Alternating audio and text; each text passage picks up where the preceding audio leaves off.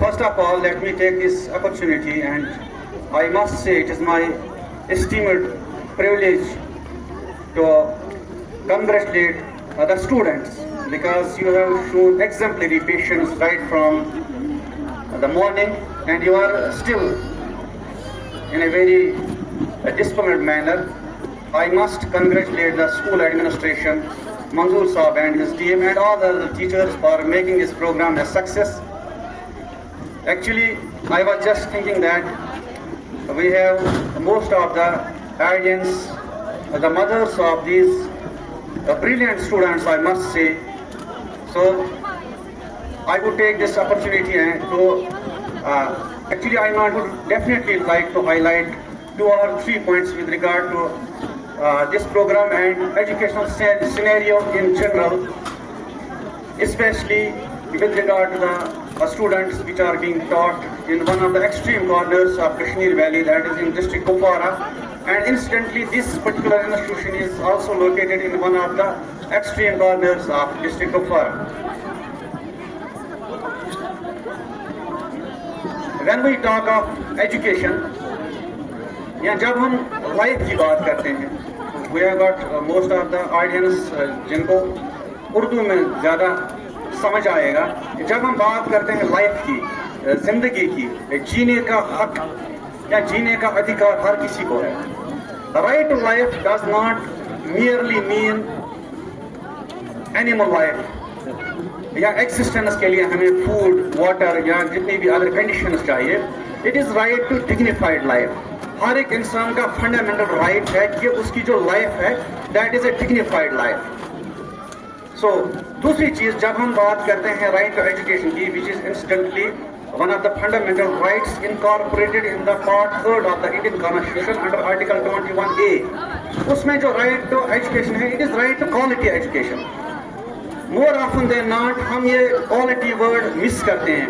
हम समझते हैं education is merely enrolment of the students and our efforts to retain them in the classrooms or mainstream classroom transition. It is not actually like that. जब हम बात करते हैं quality education की, quality education का मतलब है कि हम ऐसे सिटीजन्स पैदा करें, मॉडरेट ग्लोबल सिटीजन्स पैदा करें, which are fit to survive under the circumstances in a world which is going through industry 4.0, in a world that is मैं ये कहूँगा going through the phase of social Darwinism, in a world जहाँ पे हमारे बच्चे को पता होना चाहिए the dichotomy between right and wrong. जब हम बच्चे को ये समझाएंगे राइट और रॉन्ग में क्या फ़र्क है, हम उसको एक्चुअल पढ़ाते हैं, हम उसको क्वालिटी एजुकेशन देते हैं. क्योंकि फिलॉसफी में हम कहते हैं there is a dichotomy between right and wrong.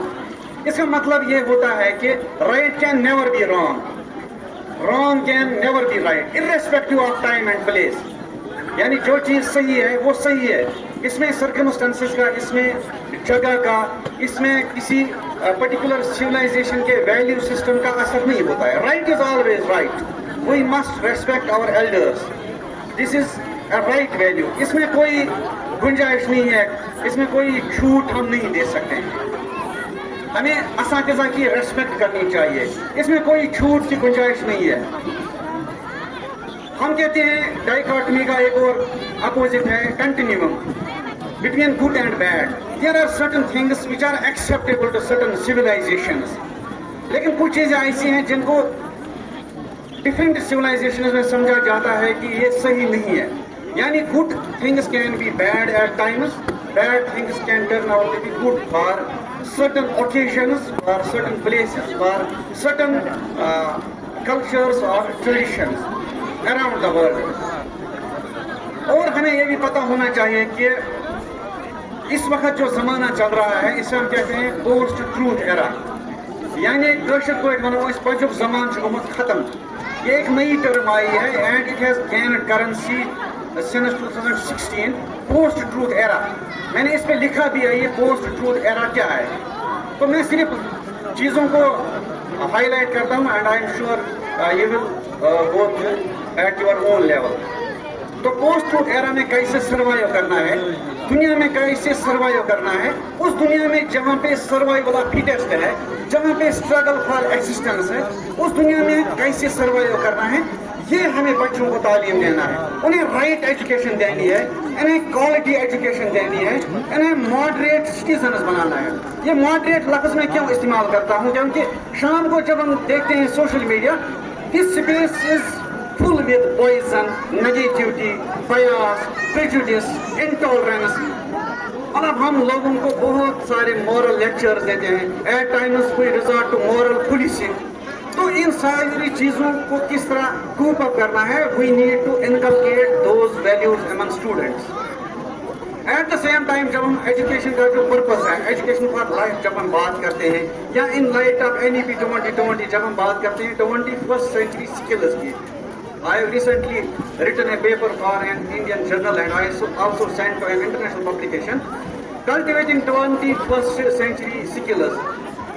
उसमें creativity, उसमें communication, collaboration, ये सारी चीजें, यानी जो हमारे 4 C's हैं, किस तरह हम ये चीजें inculcate करेंगे, that is also very important. मैं ये क्यों कह रहा हूँ, because we need to reconcile ourselves with the industry 4.0, where there is automation, where there is internet of things, where there is artificial intelligence, where there is industrialization, where there is globalization, where there is liberalization, where there is economic privatization around the world.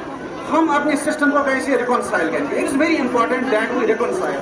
हम क्यों पीछे रह गए? अगर हम world scenario की बात करेंगे, we are a population of 1.8 billion Muslims around the world, and जो हमारा contribution है towards scientific research and advancement, that is less than 2%.